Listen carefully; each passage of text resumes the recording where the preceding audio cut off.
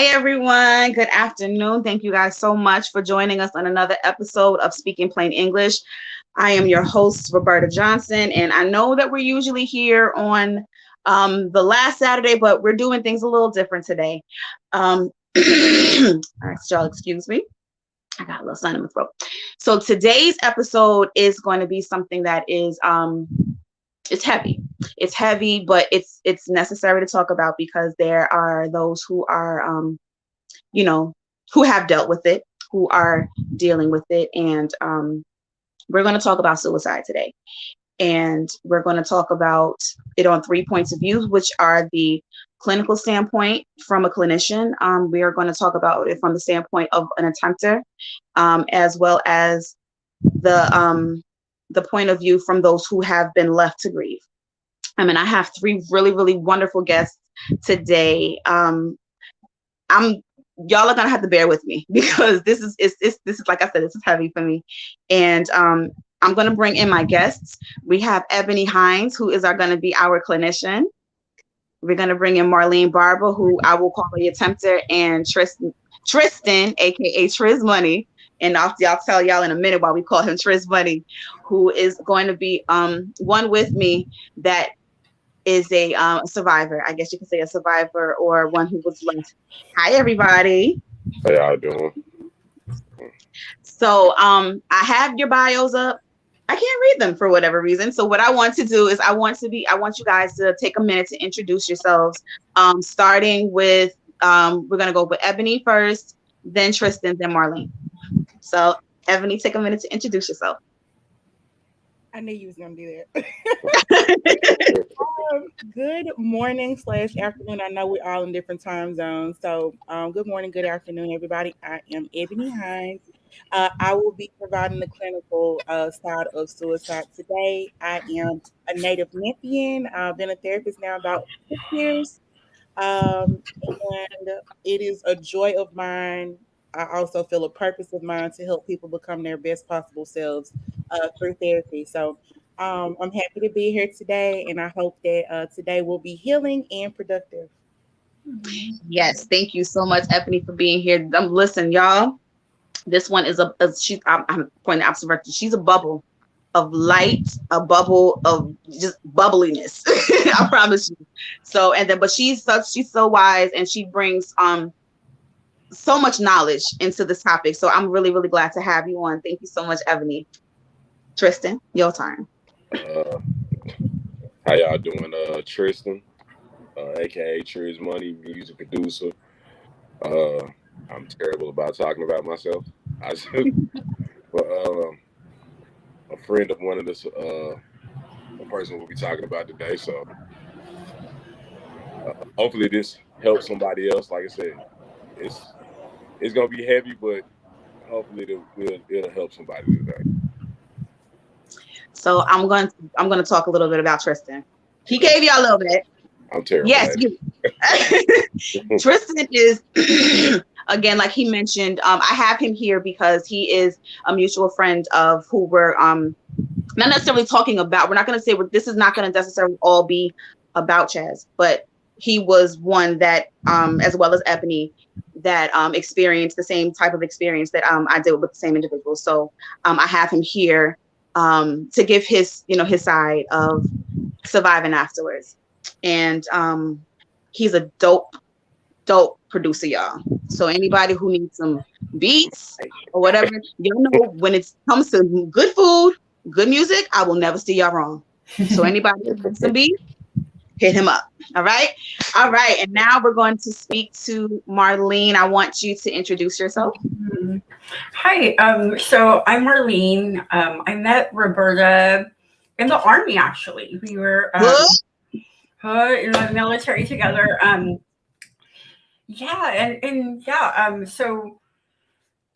don't know. I have a ministry. The Lord's blessed me with a ministry to be able to really impact today's generation that is struggling with childhood trauma, abuse.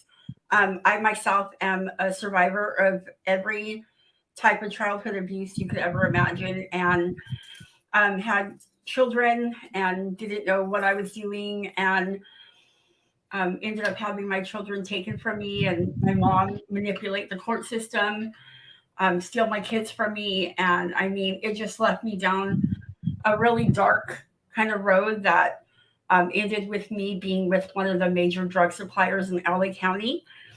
And I was with him for 4.5 years. And it was so bad that,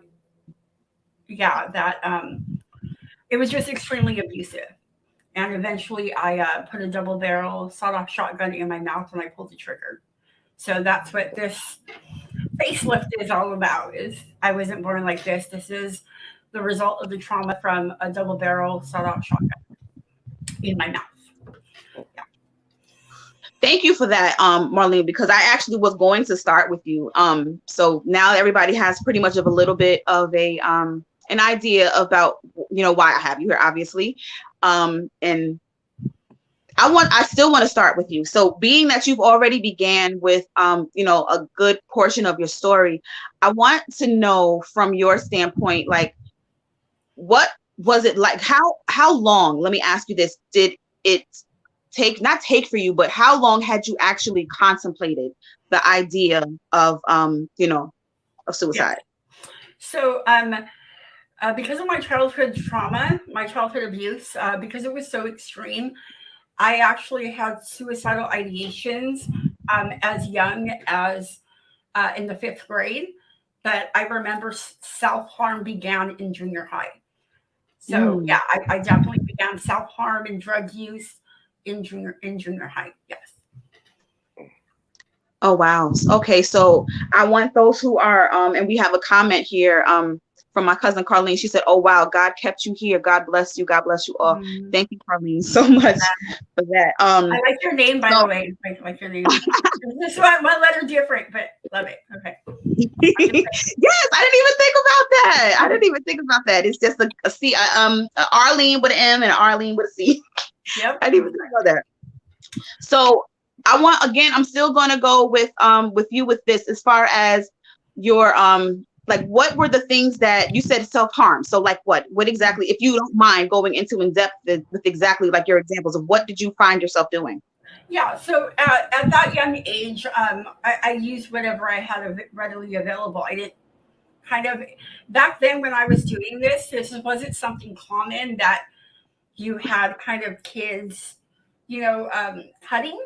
It wasn't anything like that. It was a legit hatred for myself. So I would get my nails and I would dig them into my face and I would rip my face apart, or I would rip my arms apart till like they were like a bloody mess, like completely legit, just bloody and puffy and pussy, and it was just a mess. Or I would get like a pencil or like a letter opener, anything sharp, and I would just jab it into my legs. Like, I legit hated myself. Hated everything about myself. So I would literally just rage on myself. Wow. Yeah. And in those moments, what did you feel like that was doing for you? It gave me was control. It relief, or was it like? No, it gave me control. It was the one thing that I had control over. I couldn't control the pain that people were inflicting on me, but I can control my own pain. And it helped me to not live in my head and live with the torment of all the different memories from all the different types of trauma. It literally helped me kind of to release, and then I was able to start building back again to that point where I couldn't take it anymore, and then I'd rage on myself, and then I'd be able to start that process again.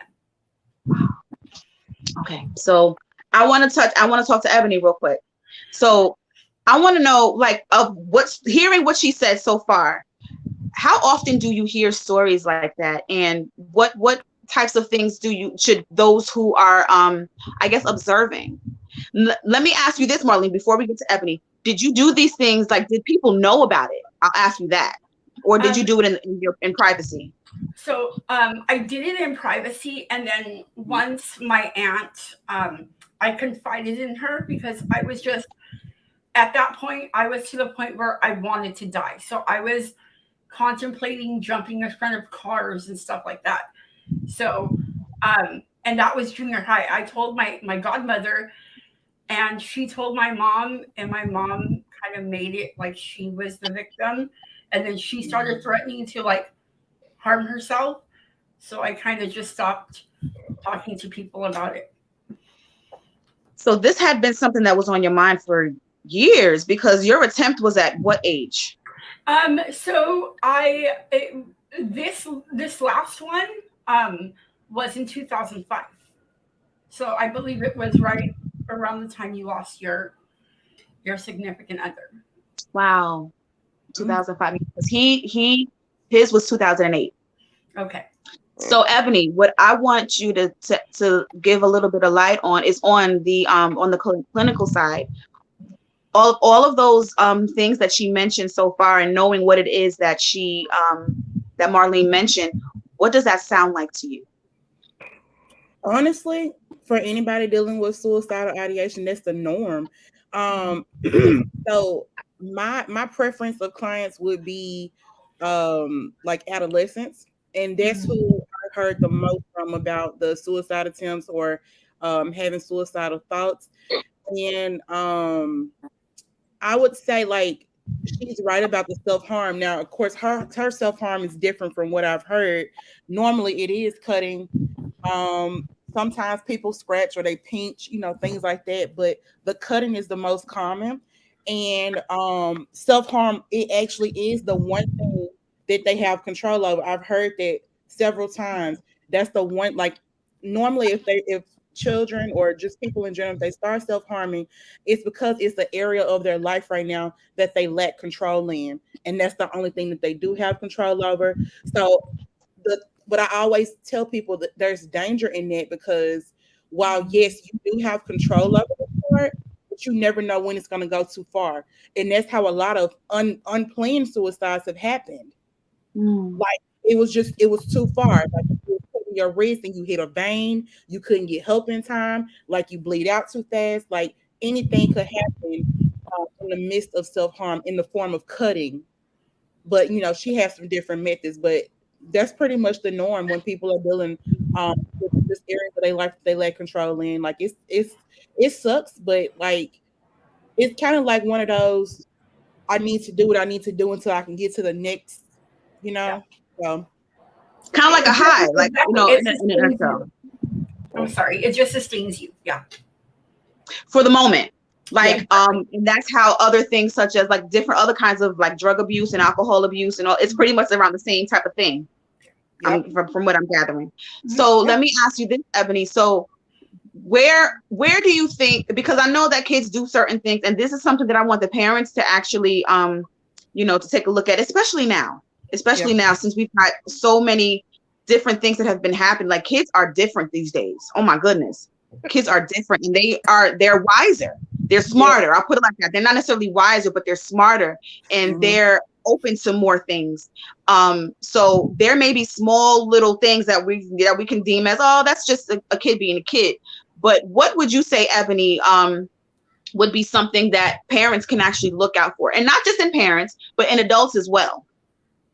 Like, as far as if they think their child is self-harming or they have suspicions, right? Self-harming. That's a tricky one, because a lot of it's gonna come with invading privacy. Because I've had adolescents in my office, and I know that they've dealt with suicidal thoughts, or I know that they've been self-harming or things like that they're willing to share with me. And parents, soon as they get a whiff that it may have been, you got some parents, they will have kids do strip searches. They will look at marks, because kids do get creative when self-harming goes on. Like I remember one of my kids, like you would never catch her in shorts because she had marked her thighs up. And like that, like, so when summertime come around, it's a little odd. You don't want to go swimming. You don't want to put on a bathing suit, like, because your thighs are covered in scratches. Or be mindful of like lots of bracelets, because this is a common spot to mark up too. So like if they because I mean the charm bracelets are like getting out of hand now. Like, so their wrist might be covered. with bracelet. So you need to be mindful of that because it could be covered in scratches either way. So that's one way that you can cover it. Or just like long sleeves in general when it's weird. Because like I be looking at these kids with these hoodies on when they feel like Satan's, condo outside. Like something's wrong. Real. The hoodie, like, wait a minute.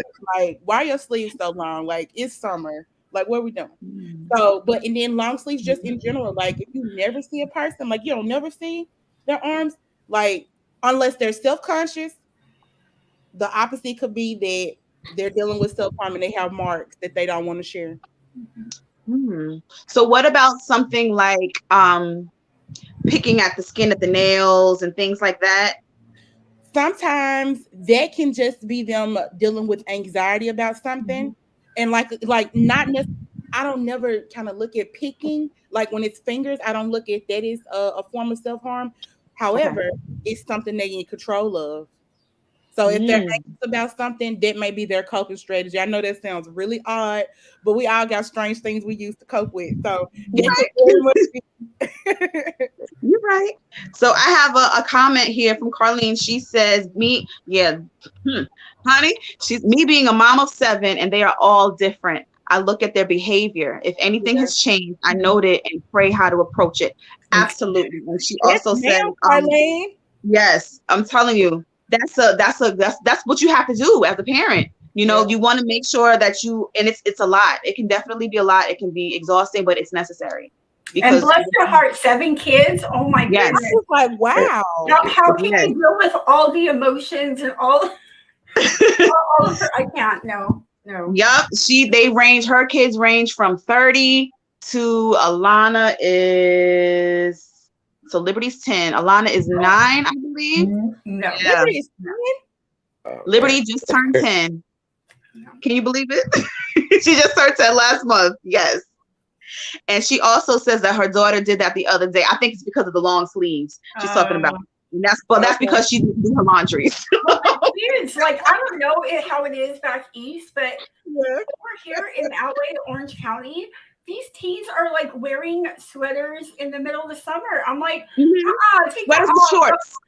Girl, go inside and change. Like, that is stinky. Like, no. I don't understand it. I never understood it for the life of me. But you know what? That's something to think about. And that's something to look out for, especially because it's common in kids now. So that's the easy way to hide.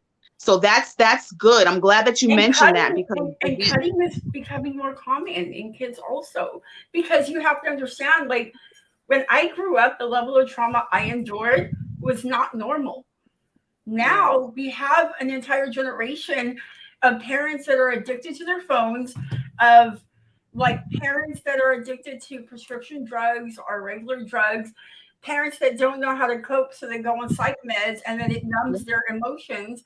Like, and then the kids are left to their own demises and are stuck with their little, addiction trap right here. And it's right. Yeah, absolutely. Yeah. That's the cycle that we're heading now. So Ebony, I'm going to ask you this question, and Tristan, matter of fact, in a minute, I'm going to get to you, Tristan.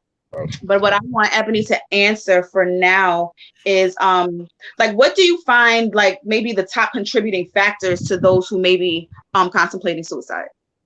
You know something? Home life is a big one. Just thinking of Marlene's story. Oh my gosh. Like, home life is a big part of it. I would say interpersonal relationships, like in school, because how many kids get bullied, end up going home and saying, you know what, I'm done with life because of stuff that they've experienced in school. That was me also. You got bullying too? I was horribly bullied from 5th grade until 8th grade. My older brother actually started it, who molested me also. So yeah, like 100%. Yes. I had no peace. I didn't have peace at home. I didn't have peace at school. I had no peace. So yes, there's a million kids out there like me that, again, they have no social because this is here. I go into high schools and I ask the kids. I can go into a high school in like Gardena or Compton or even in Arcadia, like super fancy areas. And I ask all the kids the same thing. Like, how many of you guys struggle with loneliness? Yeah. They all raise their hand because they have millions of people at the tip of their fingers, but yet nobody knows them. And they have no voice, because if they voice who they really are, they're not going to get the likes, and they're not going to get the follows, and they're not going to get the clicks. So they try to form themselves into who they think people want to be, and it leaves them lonely. And then they have trauma going on at home, or things going on that they're dealing with. That's adding fuel to the fire. So if I had to say like contributors, like top things, mental illness for sure. An ACE, adverse child, what is the word I'm looking for? Adverse childhood experience, so like trauma of any kind. Sometimes having access to lethal. How many times have I heard of a 4-year-old, 6-year-old dying because they got curious? They had access to a gun, wanted to play with it, it looks like a toy, and then they're gone. And then a lot of parents are left to deal with that burden. And I can't even wrap my head around that one. As an adult, somebody ending their life is a little different. But when it wasn't supposed to happen, it was curiosity. That should never happen. So having access to lethal means, substance abuse, also family history of suicide. That's another one. Oh, talked about. Wait a minute. Hold on. So that can be genetic. Not genetic, but when you know that a loved one has tried this and they're gone because of it, again, curiosity. How about that? Yeah, I never thought about that. And you can also, it's so easy for a seed to be planted. You just never know. And that's what I really dislike about like all these kind of talking and glamorizing about kids that are like committing suicide. It's because once the seed is planted, the enemy goes in there and just continues to run with it. And again, with the generational curse comes along that generational cycle, and the enemy, he's using the same tactics and lies that he's used his entire life. He's waiting and watching on our parents, on our grandparents. Like, this is the same. It's the same. And I'm sorry, but to be told constantly in my mind that I'm a victim made me feel like I would never survive. Like I could never get out. Like I was trapped and I couldn't escape. So the only way I could escape was this way. That's how I lived my life from childhood. Is die and believing that the only way that I could escape the pain was to die. Yeah, like now you make a valid point. I've always heard, or I had a different way of seeing suicide, and it's a solvable problem to an unsolvable issue. Yes. And I said, wow. That's when I work with teens and young women, what I do is I bring them out of their city, out of their normal environment, and I take them to the most craziest places that will cost nothing. And they're just so blown away and amazed because in their mind, they're trapped there and they can't get out, because this is a generational cycle especially in the neighborhood. I grew up in East LA, like in Hawaiian Gardens, a little 1 area where, like 1 mile area where we're constantly shooting each other up. So like this is a generational, like I have my family, my grandparents, everybody is living in the neighborhood. So to get out from there is even more insurmountable. And it's just another layer of, I can't escape except for this way. Yeah. Wow. So Tristan, I want, so we have a little bit of the clinical side, and we have a little bit of the side of those who may be contemplating. So one thing that I don't think that we talk enough about, or some that may not even realize, is the effects out of the people who you leave behind. And that's one of the reasons why I wanted to do this, because I wanted it to tackle it from all angles, because I wanted everybody to be able to, you know, to get, I don't want anybody to be left out. I don't want any aspect to be left out. So like I mentioned before, Tristan and I share a mutual loved one who, how do I put it without saying it, who decided to leave. And 14 years ago today, actually, is when we found out. And it's been tough on both of, like, it's been to the point. Matter of fact, the crazy thing about it is Chaz actually introduced me to you, I want to say the year before. Is that right? I remember that, yep. Yeah, at the gas station. So, I mean, so every year, you know, we end up checking in with each other and everything. So, first of all, I want to thank you for that, because it's needed, it's necessary. But what I want you to do, if it's okay, is to kind of give your input on what you saw. And I'm going to give a little bit of background. For those who may or may not have known Chaz, or those who do know him, y'all are going to be like, yep, absolutely. He was somebody who was, I mean, he had an amazing personality, gave the best hugs in the world. He was the positive one. People went to him for advice. People went to him, like, we would put things like plans. And he was, first of all, he was a Christian, and he loved God with everything. This dude straight up, like, he and I, what we had in common is what we used to do is we used to want to put events together and outings together all the time, mainly for the youth and young adults, because what we wanted to do is we wanted to show people that salvation is not boring, that you can actually live for Christ and still live.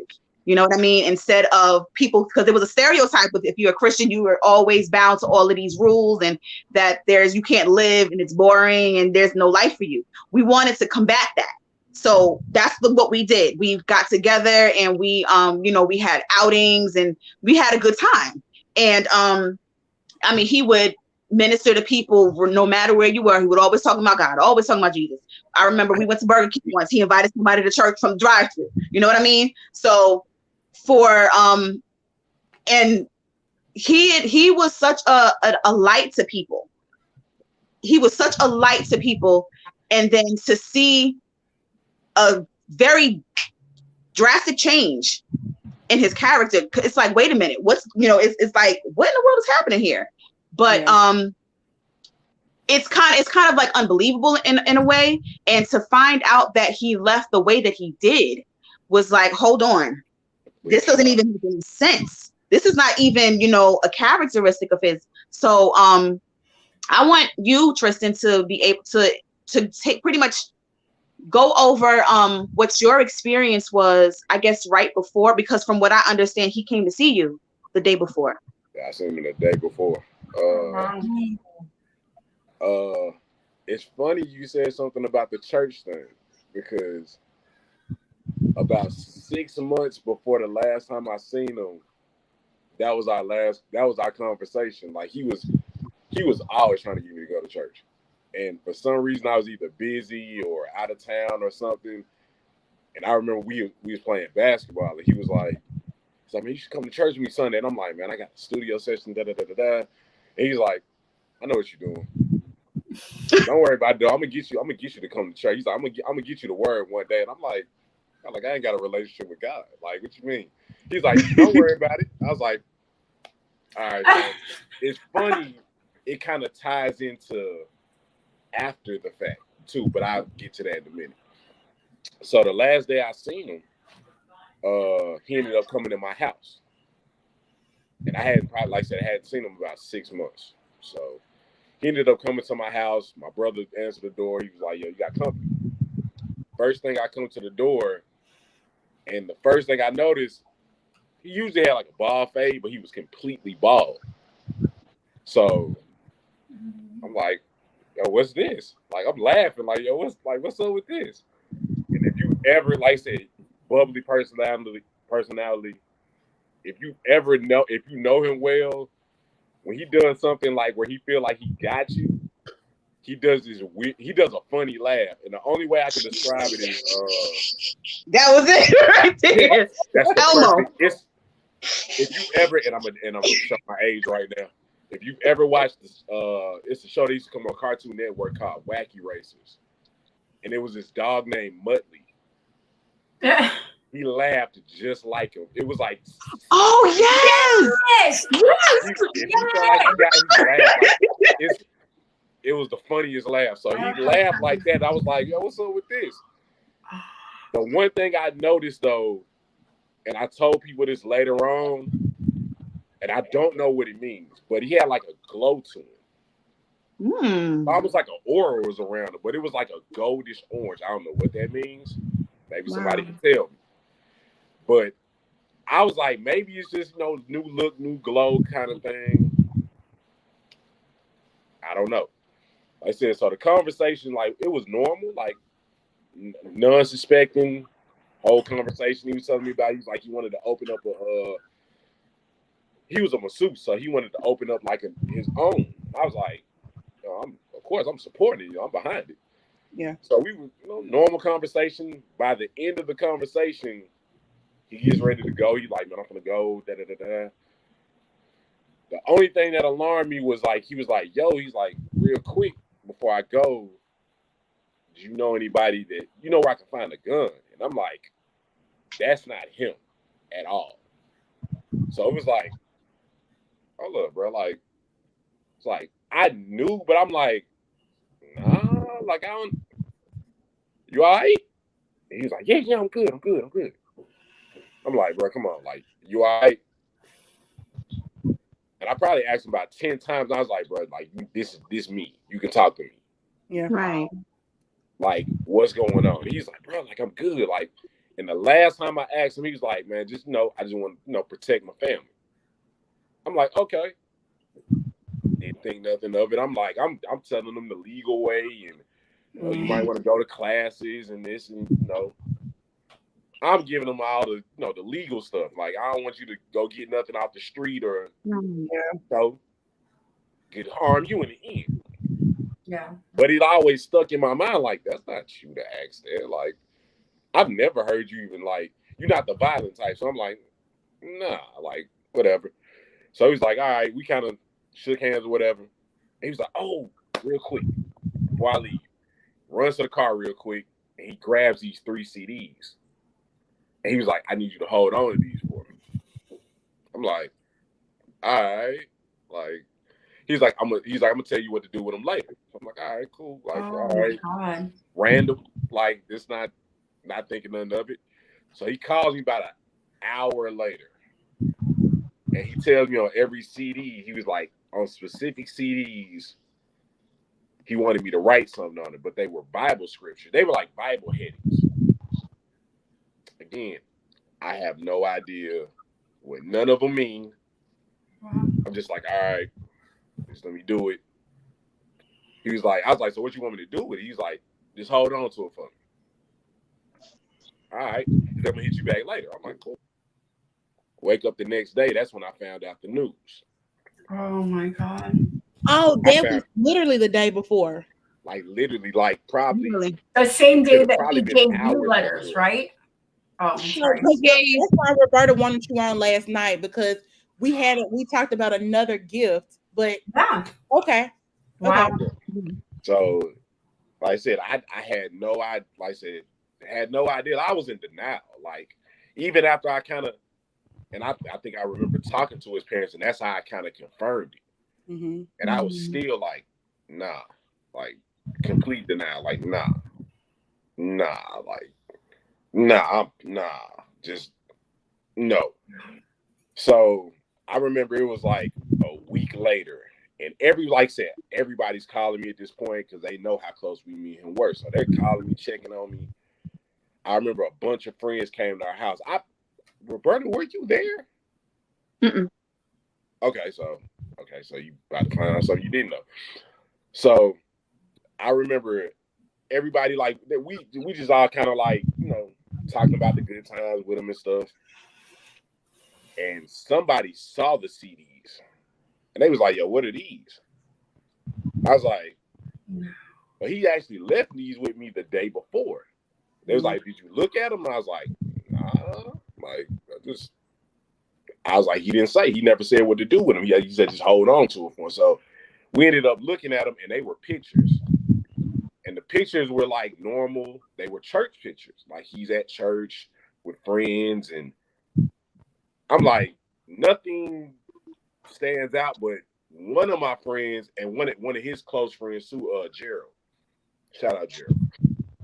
He was the one that was like, he said, "Yo, what was one of the Bible scriptures again?" And I showed it to him, and he kind of knew what he meant.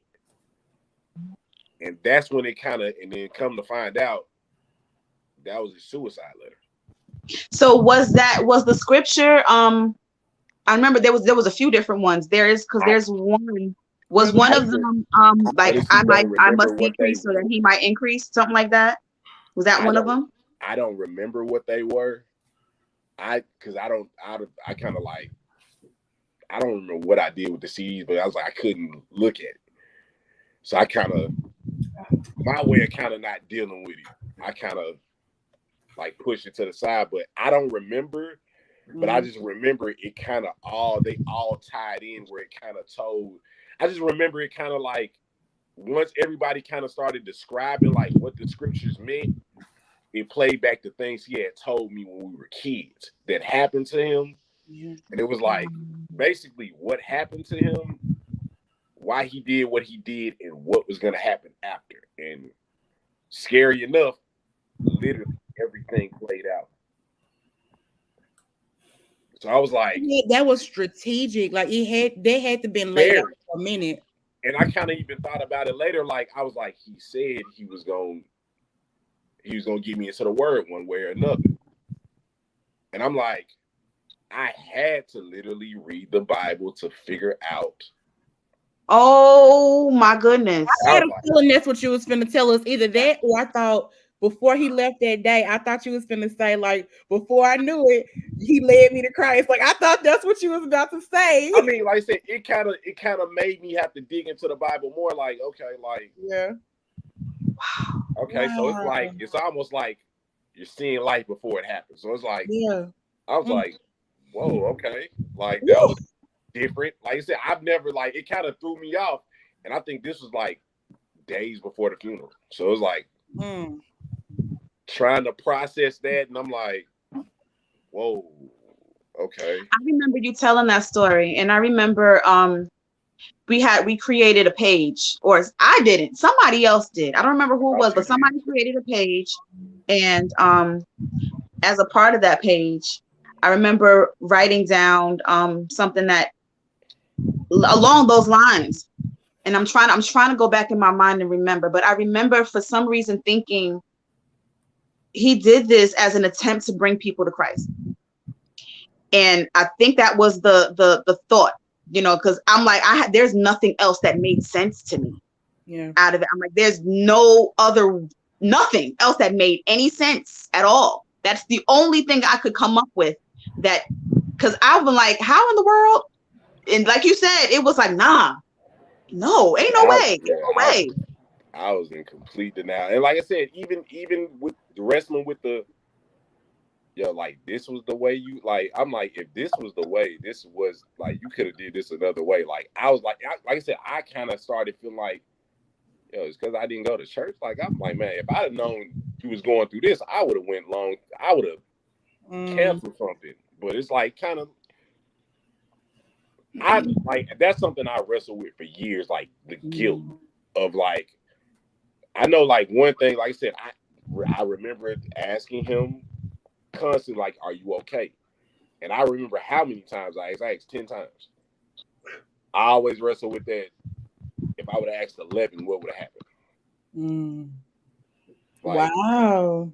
And that goes into what I was about to ask next. Like, after the fact and after, years later, even me personally, like, I'm going to put it like this.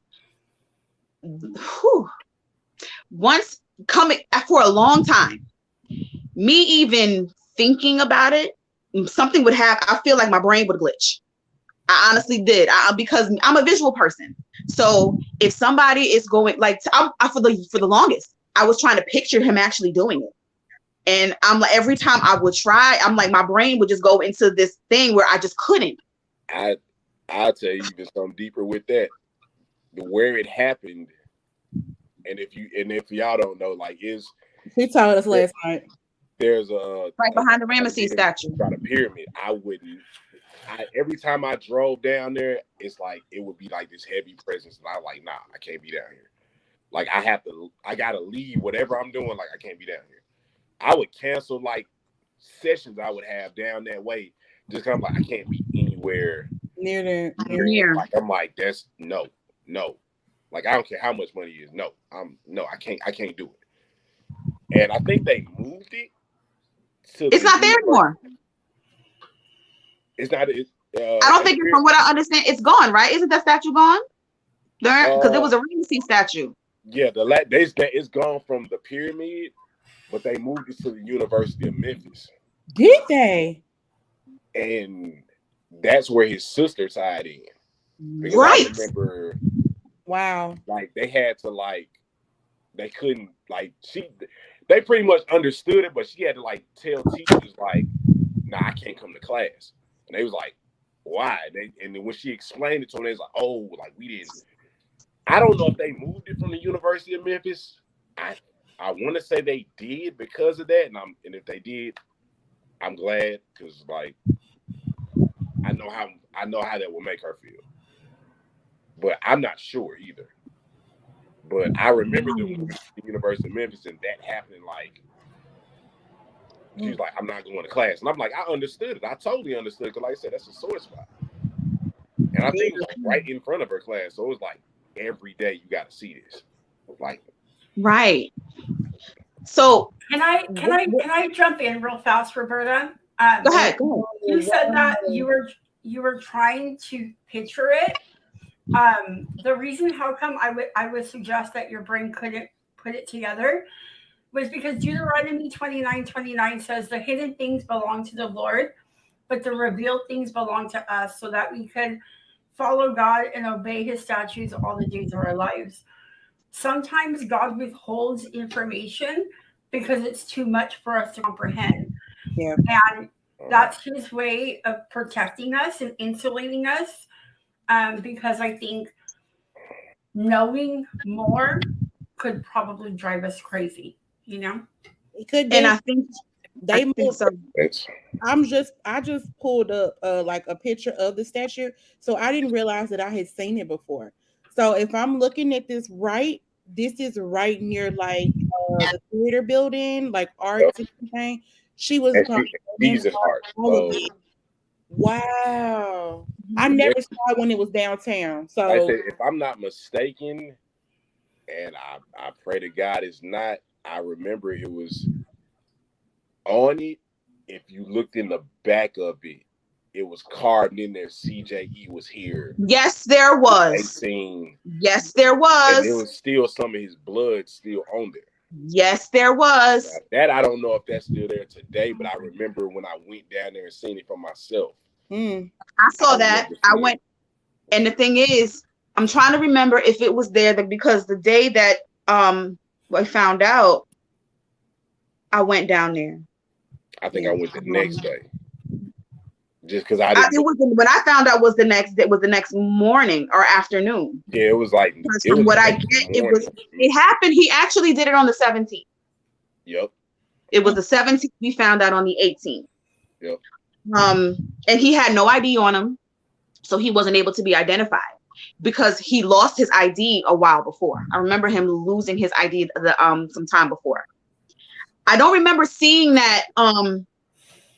Then I didn't look for it or anything. I hadn't noticed it, but I do remember I went down there another time because I just felt like I needed to be close to him.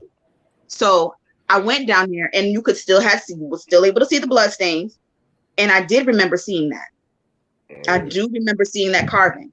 I don't know if it was there before, but I do remember seeing it. After. I think I went down there on the 19th. It was there. So I was like, that kind of let me know. I was like, okay, this was intentional. This wasn't like something botched or something went wrong. Like this was planned. Like, well, I think even him like telling you about like future plans to open a massage kind of business may have been his way to kind of conceal his true purpose for going to ask you and how to purchase a gun. I've heard people say that a lot. Like, and Yeah. I'm like, I think one of my friends put it, Tori, she was like, he knew that if he told you the truth, you were gonna try to save him. Exactly. He knew. Same with me. He's like, he would always tell me, he was like, you were kind of his protector, so he knew you would try to stop it. So anything to throw you off, and I was like, right. So Ebony, would that be common? Is that common? Be like strategic in the plan for talking, because again, like he was talking to Tristan about talking to people their last words or whatever, or having, telling them about things that they're planning to do in the future. Because with the last encounter, matter of fact, I don't know how many hours it was before he saw you. I spoke to him. We were broken up, and then we actually got back together that day. We got back together that day, and we were talking marriage. And then I had to go to work. So we departed. And then, later on, I guess that's when he came to you. So all of those things, like talking about future plans, starting, getting married, starting opening up a massage parlor, anything that makes it seem like you still plan to be here. Is that common for a person to say things like that or do something like that to keep a person from? Normally it's the opposite. Like it's more so in the life preparations. So when y'all were when you told me about the gift that he gave to you to hold on to, and then Tristan talked about the one that he was given technically, which you're not realizing what it is at the time. So right. In my eyes, that's the kind of in the life preparation. This is for you when I'm not here anymore. So like I don't think I've ever heard of anybody like making future plans of what's to come when they know like I'm planning to leave here next week. So no, that was a little different, I have to say. That's why I was thinking for the longest part, and I'm going to be really, really honest. I was thinking he ain't do it. He ain't do it. There ain't no way in the world he ain't do it. For the longest time, I had that thought in my mind. Like, this was not him. Yeah. Yeah, go ahead. I was just going to say, can I offer a suggestion that, and again, I can't know the mind of somebody else. Maybe what you both were experiencing was him trying to give himself a reason to stay. He may have reached back out to you because that was a time that he remembers being happy. And so he tried to reconnect with you because he remembered that you made him happy. Or maybe he connected with you, Tristan, because maybe you were like his best friend that he knew he can trust. And maybe what he was trying to do was find a reason not to go. Yeah. That might be what was happening.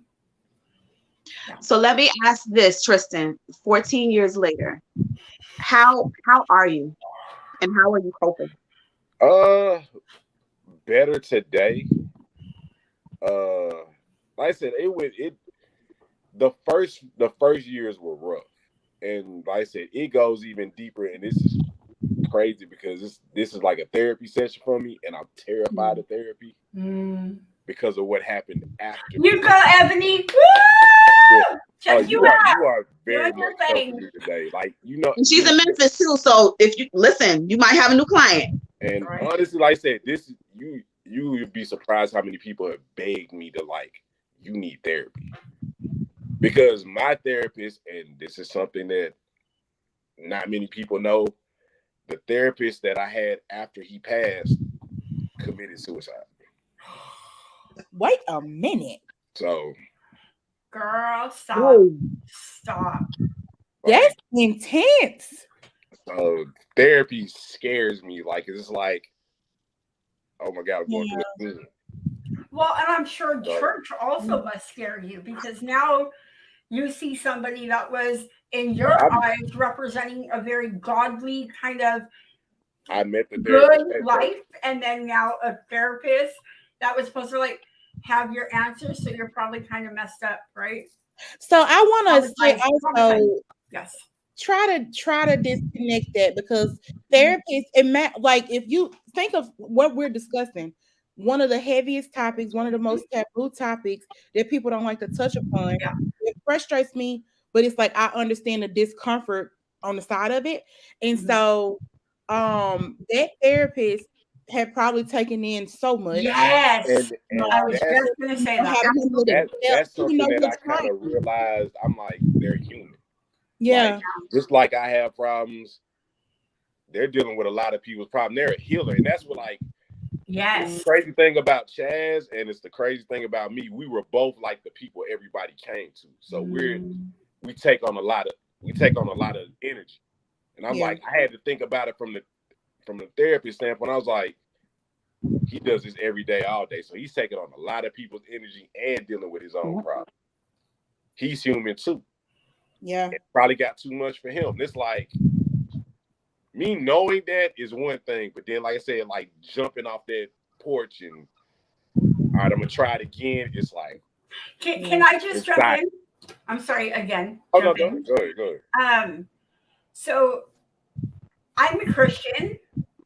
So like looking at this spiritually, I would say that the enemy's desire is to keep people away from healing and to keep people away from Christ. And the beautiful thing is that God created us to heal ourselves. Like he created us with everything that we need, right?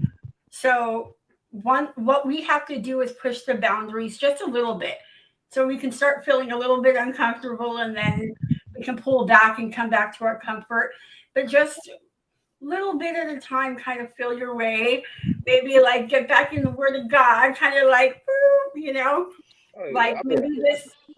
I never really, like I said, it actually made me, it kind of, like I said, what he talked about, it worked. It kind of pulled me closer to God, because it was like, you needed him. On God for understanding. I'm kind of, it's like I said, kind of seeing that, is like, okay, this is like, I can see what's going to happen beforehand. Let me go to the Bible and figure, like, okay, let me figure out why this happened. It's like, it kind of, like I said, it worked in a weird way, but like I said, it never shook my faith. It was confusing, but it never shook my faith. Like, that's probably one of the biggest things. It leaves you with confusion because you're trying to understand what happened. And like, it's like those stages of grief. Like you back and forth, like going through those states, because it's like that depressive state, that angry state, that bargaining. Like, and it's like, it's so crazy to me that bargaining is part of the stages of grief, because it's like the person is dead, right? But then in your mind, it's like, oh my God, no. If this could just happen, it wouldn't be true, or it wouldn't be finalized. You keep going, back. And I tell clients all the time, with stages of grief, it's not, you ain't finna go in order with this. Like, and you might come back to some of the stages more than once. So it's rough. Like, it's rough, but confusion is one of the biggest things you left with. You feel absolutely. It's like, what could I have done different? And the fact of the matter is, that's my issue. Nothing. There's nothing. If like, just like, Chaz is from what I could observe, I didn't know him like y'all did, but he was very intelligent. If I can tell you nothing, he was very strategic in the way that he went about doing this. And so a lot of times when people are going to commit suicide, they not going to throw a banner out like, hey, y'all, I'm finna go. Like, they're not going to do that. Like, you're going to make a plan and then follow through with it. Sometimes it works. Sometimes you got people that still need to be here, and it changes. So like Marlene is our example. Absolutely. I'm sure she thought it was a wrap. I thought she thinks she was gone. And I intentionally used the sawed-off shotgun because I thought that would be it. But God had another idea I came to immediately, and I had no face. And yeah, the Lord didn't allow me to die. And my prayer to him was that if it was his will to allow me into heaven, if not, let me stay here and I'll do his work. And I didn't know what that was, but it's what he put on my heart. And now, like I tell my daughter, like every breath that I take is for me to live for him, to save somebody else, to reach somebody else, to help a kid that doesn't have a voice, to be what I needed when I was in their shoes. And that's my entire life. How long has it been? So 17, I believe it's 17 years, just past the 17-year mark. Yeah. Wow. So 17 years. And what I always say is like, I wish that I would have had somebody back then tell me like, hey, like, you're not alone. Like, I can help you. Let me help you get out of this. And y'all, before I went to the Army, Johnson, I was like an executive assistant at an Alzheimer's facility. Like, I had a good job. I came out from the Army and I became a secretary for an attorney. Like, I was successful. I went to the Army because I wanted my kids back. I literally left everything in the world to try to get my kids back. And it threw my life into chaos. And the life that I have now with this trach in my neck, and I've had half of my wrist taken to make a palate for my mouth, and half of my hip taken to make an eye socket in the cheekbone. I live every day with disabilities. I have one tooth that's hanging on top where I can chew normal food. My life is so much more difficult now. But like, girl, Johnson, you knew me. I was like crazy, right? God needed somebody with all this craziness and all this angst and all this strong will and like desire to fight in order to stay here and fight for others. And my life is so much more harder now than what it would have ever been, but it has meaning and it has purpose. And every word that we have the ability to give people life, people that feel like there's no life in them, people that don't feel like there's a life beyond their four walls or beyond their city borders or beyond their abuse or their trauma or their thoughts. There is life, and we have that gift to be able to listen to others who just need to be heard, or to love on and to accept and to encourage, like you both did with Chaz. You all are amazing, and Ebony, the amazing gift that you have of this ministry is amazing, and I applaud all of you for this topic, this discussion. All of you lending your voices, I applaud you and I thank you. This is a difficult topic, and I feel like there's not many of us out here giving voice to those without. So I thank you so very much for doing this. Don't get me started. Don't get me started. So I have a question here that somebody asked, Carlene, and this is a very good one. What do you do? What do you do and say when a family or a friend experiences this type of loss? What can you do? Be present. It's not a lot you can say, because when you have a loss like that, you already confused, you're already angry, you already lost, like you don't understand like what's going on. So just be present, be what they need in that moment, because I know I'm the person, when somebody going through something, I want to talk, I want to be near you, I want to see what you're thinking, what you're feeling. And like I had to take a step back. And literally, like I remember one of my professors saying, like, because we had a class literally on suffering in the loss, like dealing like in the human condition.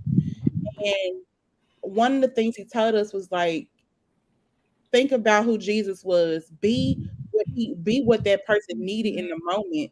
If it was encouragement, he was there. If like somebody was crying, cry with them. Like be with them, present in the moment. Just be what they need right then.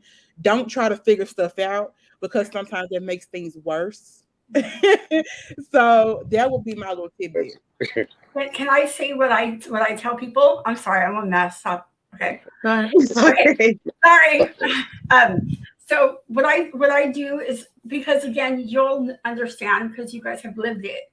The questions sometimes are so loud that you can't grieve. You can't cry because now you're busy looking back on the signs that you missed and what you could have and should have. Deuteronomy 29:29 is my go-to. The hidden things belong to the Lord, the revealed things belong to us. But also, it's appointed for man to die once. It's an appointment. It's not like, oh, it just happened. Like, the days of our lives have been numbered before we were even born. God knew our days and the length of it and the breadth therein before the foundations of the earth were created. The time that we have with our loved ones are a blessing. Yeah. And in order to help loved ones move past, Charlene, I would encourage to help them understand you don't need the answers. The answers don't matter. What matters is who they were and what you were blessed with.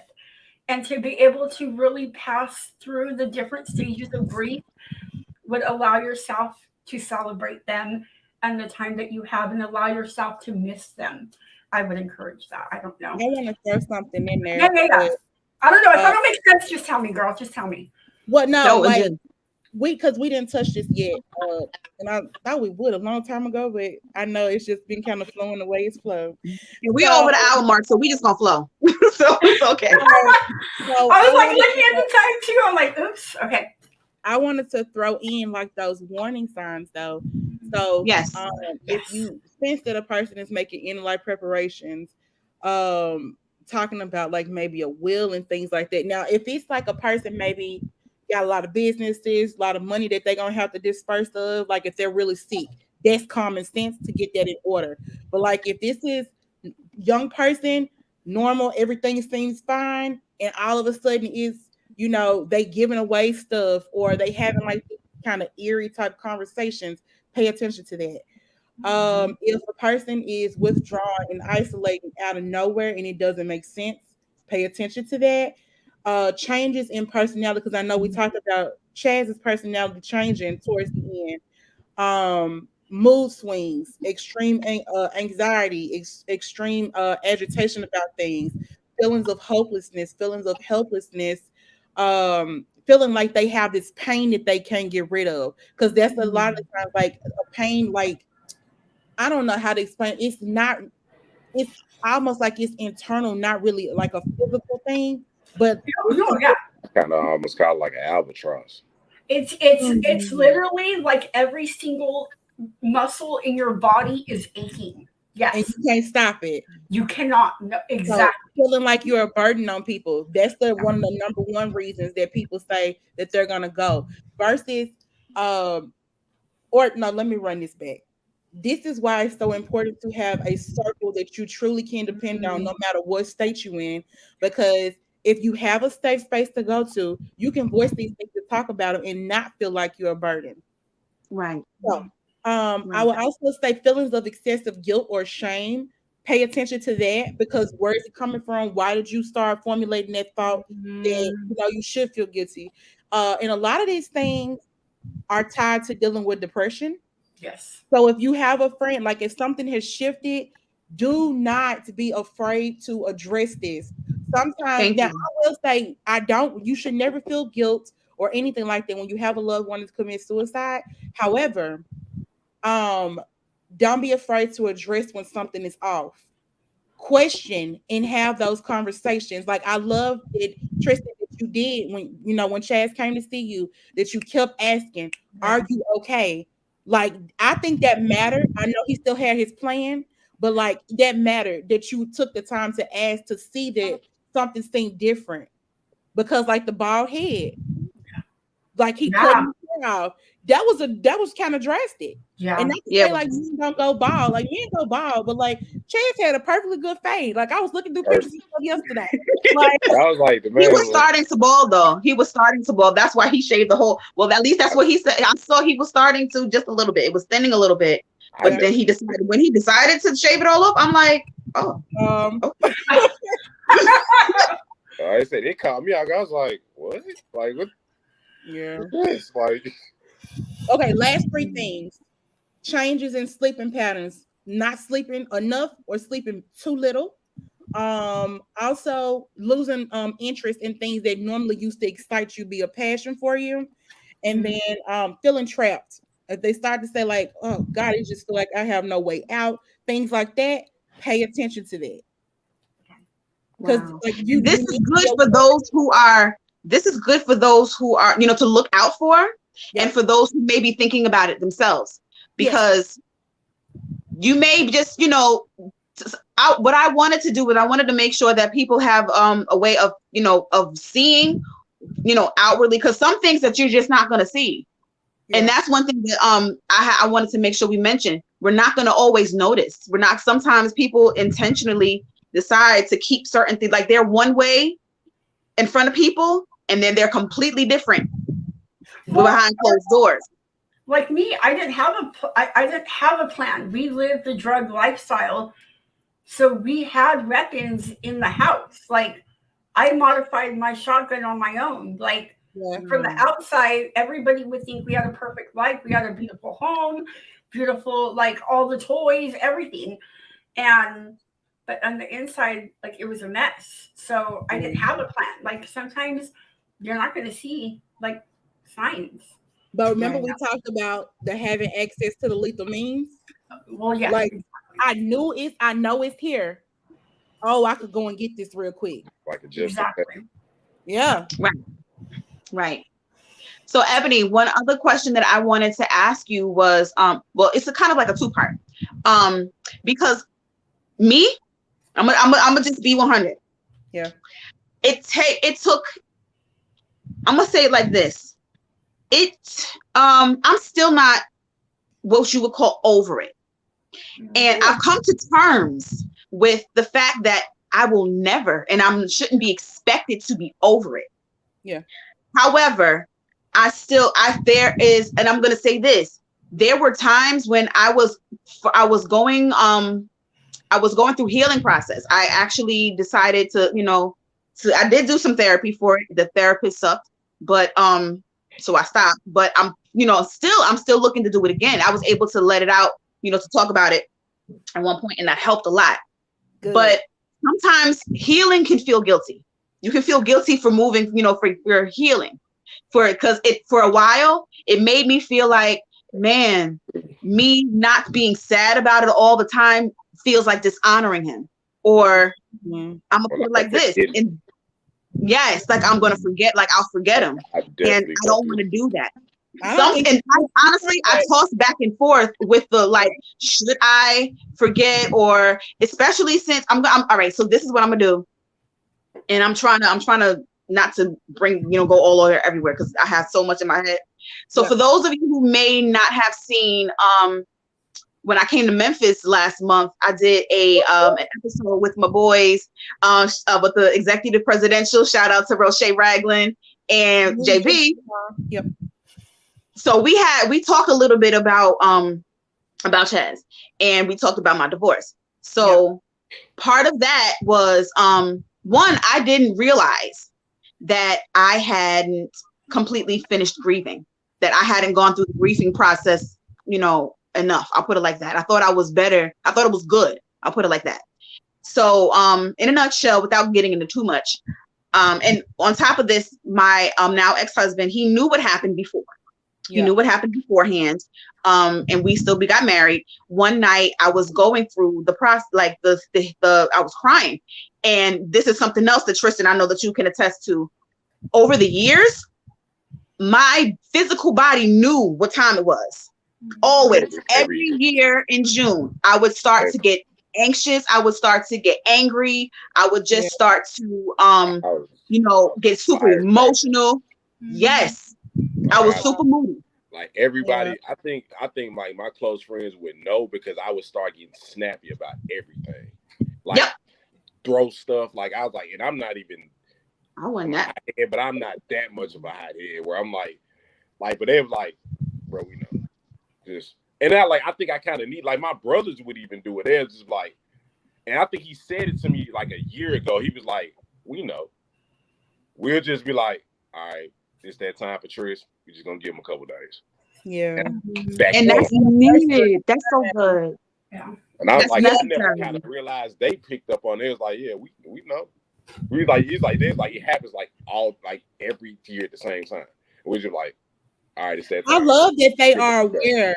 That's so good that your circle is aware. They just give you your space. Like, that's special. And they don't make you talk about it. And I love that too, because not everybody needs to talk about it. I love it. Right. And that's the thing, because I it took me a few years to actually notice.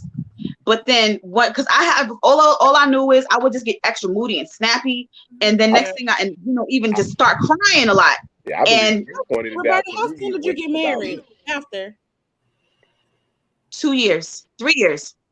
3 years.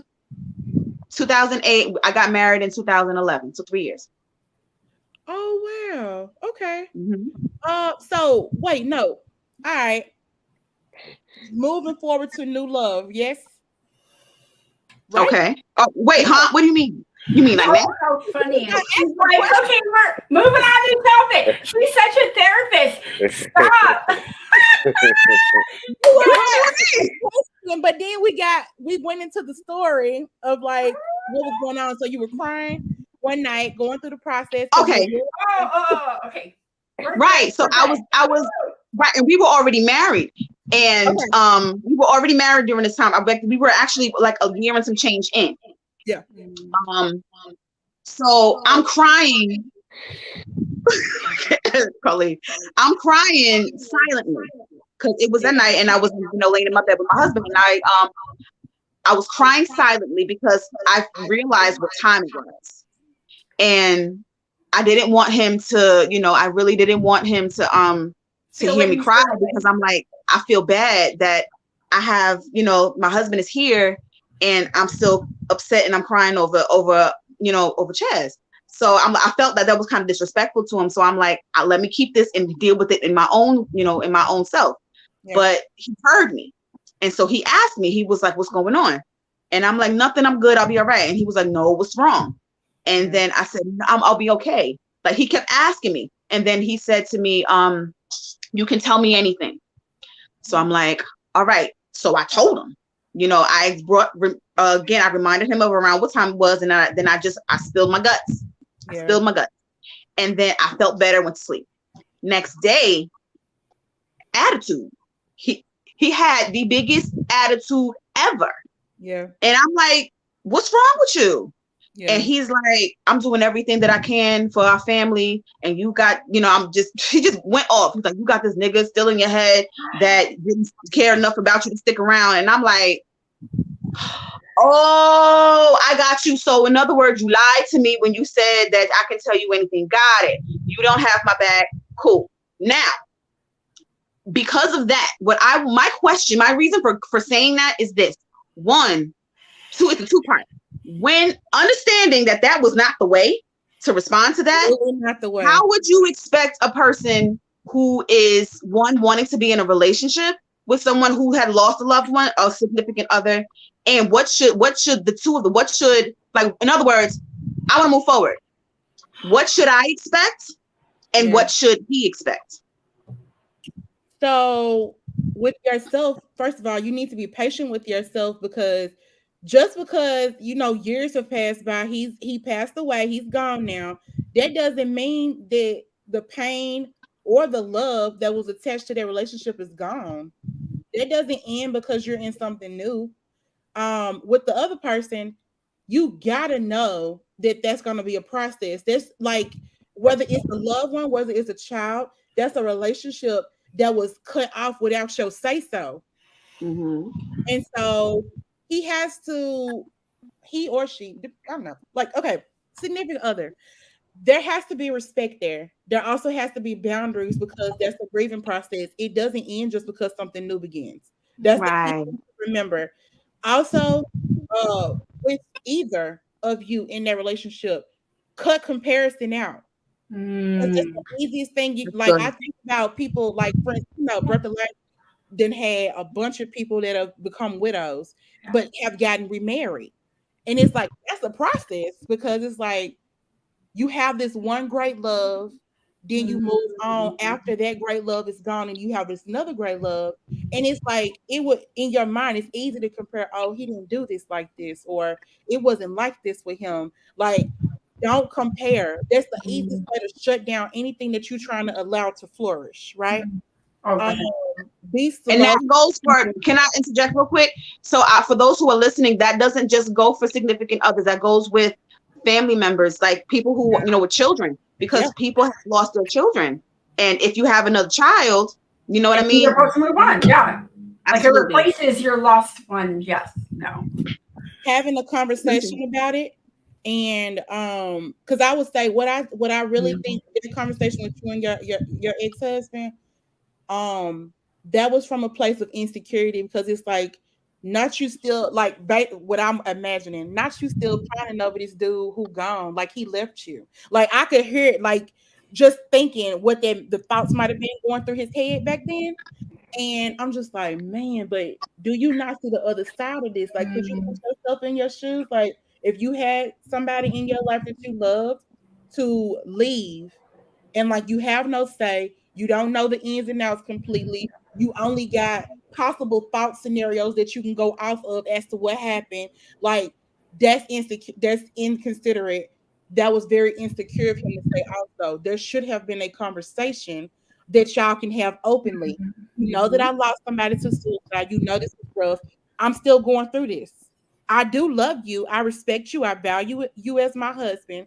But this is a process. It doesn't cut off because we in something new. Can I jump in also and add to that? There was some part of you, Johnson, Roberta. It's right. I'm sorry. I don't know how to talk to you. I still call Kinlaw. Okay, Johnson.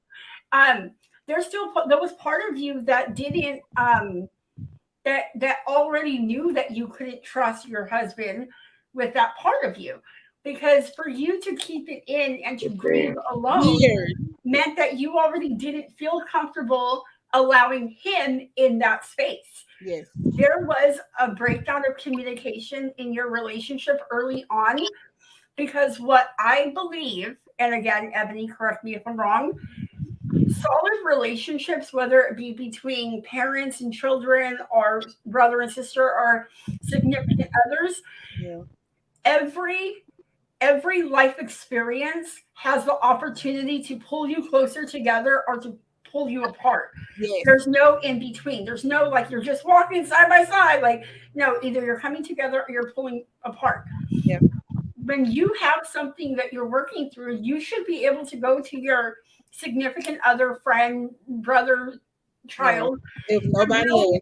100% open up and say, look, this is what I'm struggling with today. Like, and if it was your husband versus Chaz, like, I'm sorry, I don't mean to be emotional today. I'm just really struggling with these emotions. They pop up, and had that safety net been developed within your relationship at the beginning, that would have been a gradual, continual conversation that he would have been able to pick up on the cues to be there to support you and catch you without you having to verbalize anything. Because just like Tristan's friends recognized and didn't have to say anything, but gave him what he needed, your husband should have also been able to recognize and give you what you needed, because the two flesh are supposed to become one. You're supposed to move as one and think as one and act as one. And if you're not moving as one, that means you're not walking in the spirit, and you guys are pulling and vying for what you guys need as opposed to being what one another needs. I'm sorry. I just had to say don't apologize, because you were spot on. But I will say I have a difference of opinion about one thing. Okay. She shouldn't have had to apologize for being emotional for the loss that she suffered. No, 100%. I agree. There should have never had to be, because, like I said, from the beginning, there should have been a safety, a connection made at the very beginning that this relationship, this loss is significant. It's a huge part of my life. Yeah. And this is where I'm at, and we can both move forward in this.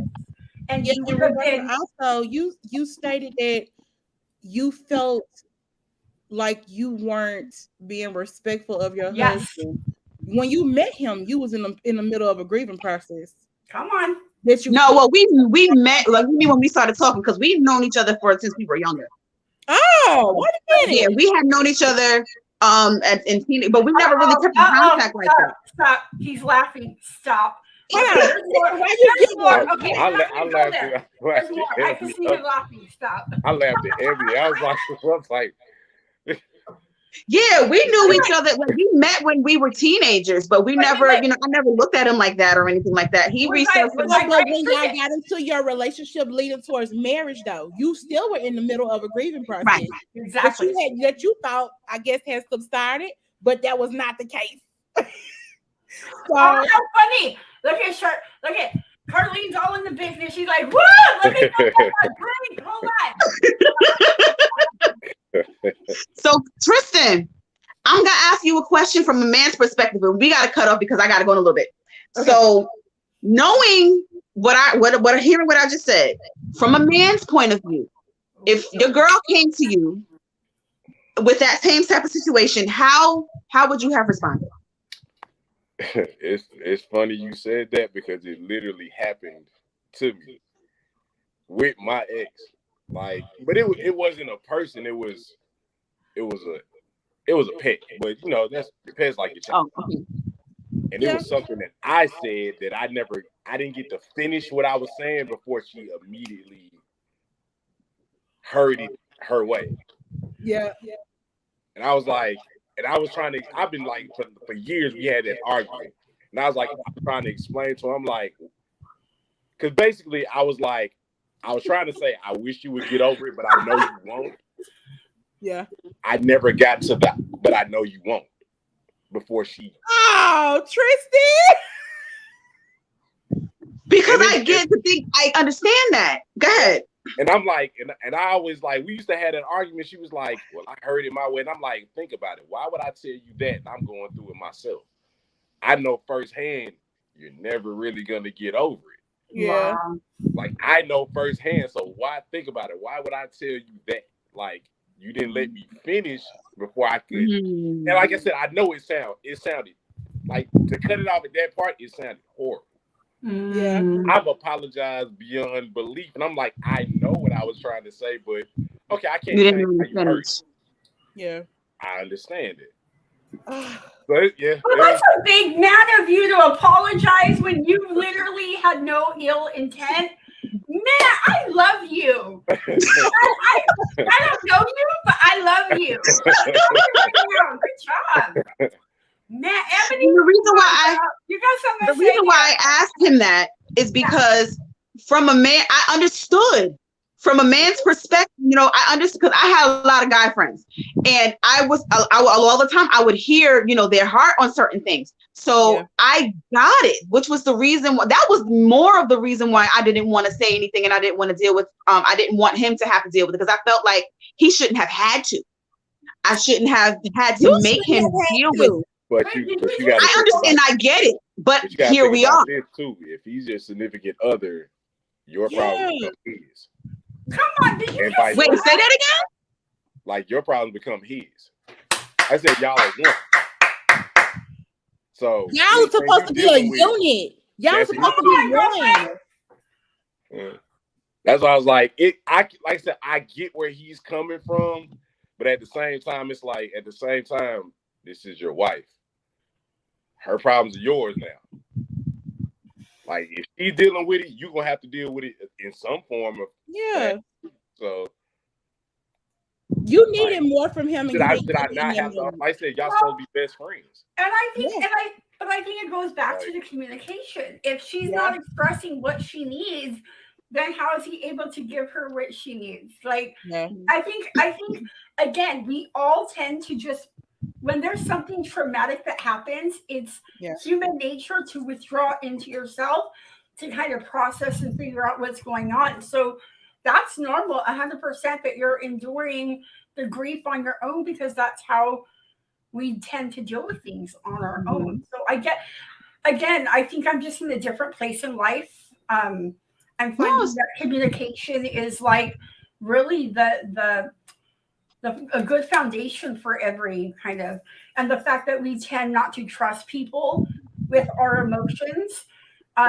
We tend to not trust people enough to communicate honestly with them and express what we need, because we know, again, in the society that we live in, people don't extend that olive branch, or they don't give you more of themselves. Yes, Ebony. I love it. Yes. To fully answer the question, right? So how do you move forward? What do you need to expect? What does the other person need to expect? Have patience with each other. Do not rush into a new relationship. Do not compare partners. Leave that at the door. Do not do it, because it's going to ruin things before it even gets started. Have realistic expectations, because remember, going through a grieving process with somebody going through a grieving process. So y'all got to move together, if nothing else, and take your time with each other. But also boundaries. You got to set boundaries for that relationship coming in the door. Otherwise, stuff will go haywire. Like if you think about how the ocean is set up, if it comes too far, that's a natural disaster for us, right? Come on. Boundaries. The way God created the earth. So he wants us to have those. And I would, can I add to that? And boundaries are constantly meant to be pushed. Boundaries aren't meant to be safe. Like, oh, this is safe, we can only talk about this. Like, no, once you are able to flow within your relationship in the initial boundary set, then you slowly kind of work your way a little bit out. Y'all know, like Thanksgiving, when you go eat and when you gotta like, come on, y'all gotta go back. Expand a little bit more. 100%. And that's kind of like the way that we should kind of see a relationship, is we start in one area, but we're always growing together as one. The boundaries being pushed are to challenge one another, kind of pique the interest, spark meaningful conversations, knit our hearts together even more through the pushing and the boundaries. And then we'll sit there for a second, fill it out, enjoy this new boundaries that we have. And then again, it continues. And that's how relationships grow and develop and become meaningful. Trust develops, grows, intimacy continues to grow.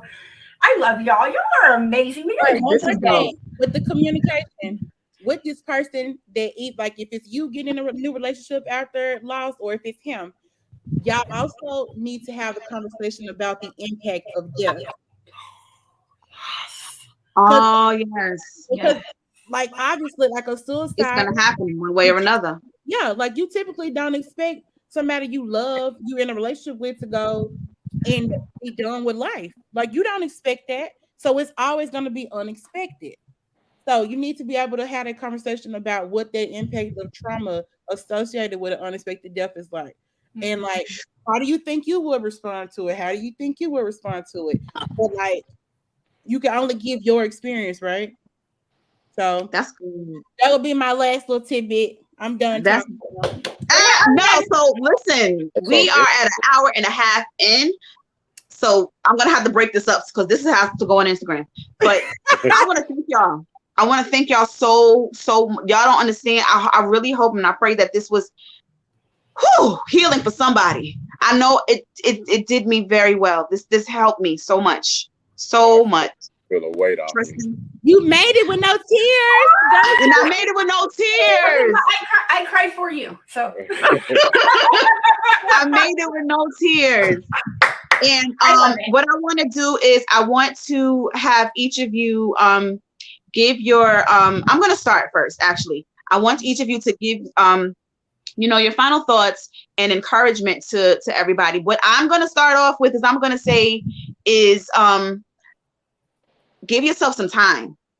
Give yourself some time. Understand that there is no set time frame for grief. And that's for everything, whether the person that passed was, was sick or whether they left unexpectedly. That's for that. As far as that goes, give yourself some time to get through. And everybody's time is not the same. Give yourself grace. That's for those who are still left. For those who are contemplating, please, and I want you to hear me, and I'm going to look straight at this camera. You don't have to do it. You're loved. Somebody is going to absolutely miss you years. We're here talking about somebody who decided to leave 14 years later, and the impact is still there. Yeah. So if you don't want to do it for anybody else, for yourself, do it for somebody who cares about you. If you feel like nobody cares about you, you don't know who it is that is looking up to you. You don't know who it is that needs you. So in the event, and I forgot to do this, but I need to do this now. In the event that there is anybody who is, experiencing thoughts of suicide, listen, understand, help is available. Help is available. If you don't want to reach out to one of us, if you don't want to reach out to a friend, if you don't want to reach out to anybody, I want you to get this number. This is the National Suicide Prevention Lifeline. And I want you to call that number and talk to somebody. Yeah, I understand that you may not feel like talking is enough. That's where it starts. And that can be the answer to, the further answers down the future. You're here for something. You're in this world for a reason. And I want you to know that not only are you loved, but God loves you. God loves you so much, so much, so much. And even though you may be going through whatever it is that you're going through that makes you feel like you can't anymore, understand that he wants to be there for you. Understand that he wants to be the strength that you don't have. Yeah. There's a scripture in the Bible that says that he wants us to cast our cares on him because he cares for us. So the way to do that is so simple. Just talk to him. God, I need you. I need you right now. Like, I need you to show up in my life. Like, you can even just say that. Help me. That's all that's needed. That's all he ever wants from us is to have a relationship with us. He doesn't want to set you, bog you down with a bunch of rules, regulations. He doesn't want to start there. He wants to start by loving you. Yeah. And not just loving you because he already showed and proved that he loves you. How did he show that? Because he allowed his son, his only son, who is Jesus Christ, to come down in this earth, show us how to live in a way that that we're supposed to, in a way. I'll put it like that, so that we know that it can be done. And then he also made the decision to take on the sin that we have, because we all have it. He decided to knowingly, he knew he was going to have to go through this process, knowingly go on the cross to take on everything that we would not be able to make it to heaven with. He did that because he loves us. Because without doing that, nobody would be able to see God. Nobody would be able to leave this world, because we were going to leave this world. We're going to, one way or another. But they would not have the opportunity. Nobody would have the opportunity to make it to heaven. So he decided, you know what? I'm going to do something for the entire world. I know that they're not going to all agree with me. I know they're not all going to love me. They're not all going to love me, but I'm going to do it anyway for those who will. Yeah. So I'm asking that you be one of those that will. Be one of those that will, and allow him to be there with you and for you through everything. Again, if you need to talk to somebody, I'm here. One of us are here. And if you don't want to do any of that, there's this number here. So I love you. I don't know you, but I love you because I love people. I hate people. I can't stand people, but I love people, if that makes any sense. So that's my Hashtag, you go next, Ebony, then. Hashtag Jesus and therapy. Yes. Hashtag Jesus and therapy. Ebony, I'm gonna have you next to do your final. And if, by the way, guys, if I'm putting everybody's Cash Apps and social media handles on here so that you can follow and send a little something if you want to. Take it away, Ed. Okay, so I'm so happy for all of you that joined us today. I hope that if you are considering, or if you have attempted suicide, I hope that there will never be another attempt. That's first. Second, if you're considering, I hope that you do realize that you are loved. You are loved. You are needed. Somebody here needs you. You were put here for a purpose. Every person drawing breath on this earth is here for a reason. So I want you to keep that in mind. But I also want you to use resources that are available if you're struggling. Like she said, I am available. Reach out to me. I will get you connected to somebody immediately. You're needed here. You're loved. And that's all I got. All right. Thank you, Tristan. For people who are thinking about suicide or had them thoughts, understand that your purpose is bigger than your vision. Like, it'll be beyond your understanding, really. Like I said, you may feel like, and I've experienced it with people, like you don't understand who you inspire. You have no idea the people who look up to you. You don't know how many people are pulling like from you. Like you're their strength. Wow. Keep fighting. And I had to kind of learn that earlier this year, dealing with another situation. Your purpose is here for a reason. If you were meant to go, you were meant to go. You're here for a reason. Yeah. What that reason is, we don't know. But you're here for a reason, so keep going. You might as well. At the same time, like I said, rely on your village. Like I said, if you have a village, rely on it. Because that's honestly the only way I could have got through what I got through. Yeah. Like my brothers, my friends, they all picked me up. And that's the only way I could have made it. So rely on your village. If your village is there, rely on them. Yes. They're there for a reason. Everything has a reason. So that's all I like. Thank you, sir. Thank you so much for that. That's good. That was real good. Marlene, we're gonna close it out with you, honey. Yeah, so I would say this is a moment in time. This isn't your life. This is a moment in time in your life.